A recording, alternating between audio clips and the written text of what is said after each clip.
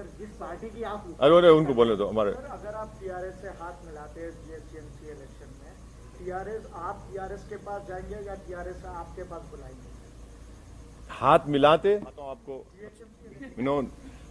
जहां तक mayor deputy mayor का सवाल है, आप टाइम दीजिए, कल मिलेंगे, थोड़ा खुशी का मौका है, थोड़ा उसको एंजॉय।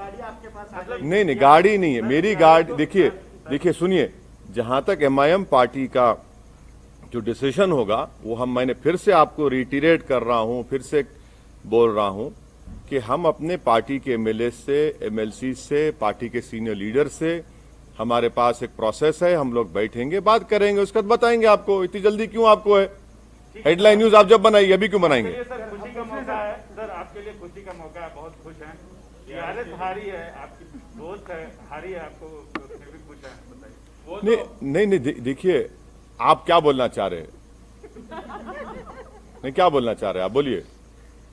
क्या आपने क्या बोलना चाह रहे हैं? नहीं, अरे देखिए ना, बगैर आपके सपोर्ट के तो आगे नहीं बढ़ सकते सर। अरे भाई साहब, ये तो अभी तो इस रात को तो गुजरने दीजिए, कल सुबह का सूरज नया निकलेगा, कल बात करेंगे, बात करके पार्टी में क्या होगा। जैसे आप वकालत करते हैं तो क्या आगे हाथ मिला सकते हैं, क्योंकि जो ये आंधी है, जैसा बीजेपी, आप आंधी बोलते? हाँ बीजेपी आसमान देखिए कितना साफ है, इतना अच्छा मौसम है, ना हवा। देखिए सुनिए, ये लफ्ज आंधी का क्या मतलब? अरे भाई, अगर आंधी होती तो एमएलसी क्यों हार गए महाराष्ट्र में?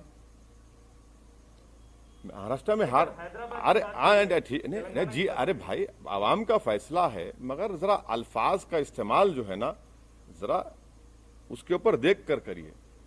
आंधी कहाँ आंधी है भाई? अरे भाई, तूफान आपके सामने बैठा हुआ है, आप कहाँ आंधी की बात कर रहे हैं? सर अब चार मीनार की तो बात हो गई, क्या आप कोलकाता के हावड़ा ब्रिज पर कूच करेंगे सर? नहीं, इलेक्शन लड़ना तो प्रसाद साहब मेरे लिए जरूरी है। मैं जब तक जिंदा रहूंगा मैं इलेक्शन लड़ता रहूंगा, और मुझे जीतने से या हारने से कोई मतलब नहीं है, मुझे लड़ने से मतलब है, और मैं लड़ूंगा। अब रहा सवाल, आपके सवाल का जो स्पेसिफिक जवाब है, अब इलेक्शन से हम लोग थोड़ा, हैदराबाद के इलेक्शन से फारिग हो चुके हैं, अब बैठ के बात करेंगे आने वाले एक 6-7 दिन में, और फिर इंशाल्लाह फिर अपना सफर शुरू रहेंगे। सर यही फॉर्मूला आप वेस्ट बंगाल में, मतलब आपने कहा था नहीं, सोमित देखिए, मैं आपके सामने कई मर्तबा इन पर्टिकुलर आपके तमाम से कहूं कि केरला में और आसाम में मैं नहीं जाऊंगा। ये मेरा एक डिसीजन है और हम उसके पाबंद हैं। वहां पर बदरुद्दीन अजमल साहब की एआईडीयूएफ है, आईयूएमएल केरला में है, हम वहां जाकर उनको डिस्टर्ब नहीं करेंगे। अगर कभी उनको गलती से मेरी जरूरत पड़ गई मुझ जैसे दीवाने की, तो वो मुझे कॉल कर ले, मैं आ जाऊंगा, नो प्रॉब्लम। सर मतलब सर बीजेपी ये भी कह रहा है, सर ये बीजेपी ये भी, सर बीजेपी नहीं, ये केरला और आसाम की बात कर रहा हूँ। वेस्ट बंगाल, तमिलनाडु में तो लास्ट टाइम लड़े हम लोग, एक सीट लड़े थे, वानियमबाड़ी की सीट लड़े थे हम लोग एक। बिल्कुल तमिलनाडु में लड़ेंगे, क्यों नहीं लड़ेंगे? सर बीजेपी इधर भी वो राइट साइड बहुत हो गया, लेफ्ट विंग भी है, लेफ्ट साइड भी है। सर बीजेपी ये क्लेम करता रहा कि एमआईएम का और मेनली जो टीआरएस का अलायंस है, मतलब इश्यू बेस्ड जो सपोर्ट था वो रूम के अंदर ही रहा है।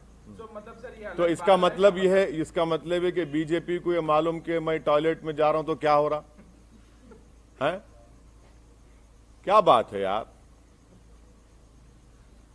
सर जिस तरह से ये मुद्दे उठाए गए थे इस बार बीजेपी के द्वारा, जिस तरह का ध्रुवीकरण किया गया था, क्या आपको लगता है कि ये कहीं ना कहीं काम किया और आने वाले चुनाव में जो इसे और ज्यादा मजबूती के साथ पेश करेगी बीजेपी? मेरे कॉन्स्टिट्यूंसी में तो काम नहीं किया। सुनिए, सर्जिकल स्ट्राइक बोले, ओल्ड सिटी में 30,000 रोहिंग्या बोले, पूरे पुराने शहर की जनता, चाहे वो हिंदू रहो या मुसलमान रहो, बंगाली रहो, दलित रहो, बैकवर्ड क्लास के रहो, हमारे मारवाड़ी कम्युनिटी के, सब बोले कि नहीं, no surgical strike, only democratic strike चलेगा, और यहां से हमने बीजेपी को हराया। अब दूसरी जगह का ये एक म्युनिसिपल इलेक्शन है, मुझे यकीन है कि मुझे कोई बता रहे थे कि केटी रामाराव, मिस्टर केटी रामाराव जो वर्किंग प्रेसिडेंट हैं, उन्होंने अपने पीसी में कुछ बातें कही हैं और मुझे यकीन है कि एक के चंद्रशेखर राव बहुत ही मंजेवे सियासतदान है, वो डायरेक्ट हर चीज़ का चार्ज लेंगे और वो देखेंगे कि क्या करना है क्या नहीं करना है और उनके पार्टी का मामला है। अब जहां तक बीजेपी का मामला है वो तो यही बात करते आएगी ना कि रोहिंग्या, बांग्लादेशी, अफगानी और सर्जिकल स्ट्राइक, जिन्ना, तो ये सब रिजेक्ट हो गया। जिसको जिन्ना बोले पब्लिक बोली जिन्ना नहीं, वो हमारा जीना मरना हमारा और एतमाद हम पर किया, हम कोर्ट दिया। तो ये तो चलता है, बीजेपी की अपनी लैंग्वेज कहाँ बदलेगी बीजेपी। सर मेरा सवाल ये है कि क्या आपको लगता है कि ओल्ड हैदराबाद और एआईएमआईएम को टारगेट करके कहीं ना कहीं बाकी का जो जीएचएमसी का इलाका था वहां पर जो है अब देखिए, अब ऐसा है ना मैडम, अब किसी के घर में कल सुबह में भैंस या गाय दूध नहीं देंगी, मेरे को बोल दो आप, मैं जिम्मेदार हूं। सुबह कल मुर्गी पुकारेगी नहीं, सुबह 4 बजे, अरे शायद ओवैसी यहां से गया होगा। अरे छोड़ दीजिए ना, कहने हर चीज में आप लिखिए ओवैसी के घर में ऐसा हुआ, अरे मैं कहां जिम्मेदार हूं? मेरे घर का तो मैं रिकॉर्ड पेश कर दिया आपको, अब दूसरों को बताना पड़ेगा। कब तक आप लोग हमको इस्तेमाल करेंगे? भाई दिल्ली के स्टूडियो में बैठ के ओवैसी, अरे भाई छोड़िए हमको, हमारा रिकॉर्ड सामने है। हम लड़े 51, अगर हम लड़ लेते 80 तो क्या होता फिर? हाँ, ये भी तो सोचो आप। सर बीजेपी का 4 से 45 हो जाना क्या आपके लिए चिंता की बात? हाँ, बीजेपी का 4 से 45 बोले एक मिनट। सर बीजेपी जहां एमआईएम का कैंडिडेट नहीं था वहां ओवैसी और एमआईएम को टारगेट कर रही थी और ये अचीवमेंट उसको मिला। तो क्या आपको नहीं लगता है कि इस तरह से करके पोलराइज किया और ये चीजें आई? अरे आप, मेरे को एक बात समझ में नहीं आ रही, आप कब तक मेरा नाम लेते रहेंगे? माने बीजेपी आपको नहीं, आप माशाल्लाह से आप अनबायस थे, मेरे को मालूम नहीं, मगर कब तक मेरा नाम लेंगे आप? भाई मेरा नाम कब तक लेंगे भाई? वहां पर जब 51 सीट्स में अगर मैं 44 जीत रहा हूं, आप मेरा नाम क्यों लेंगे भाई?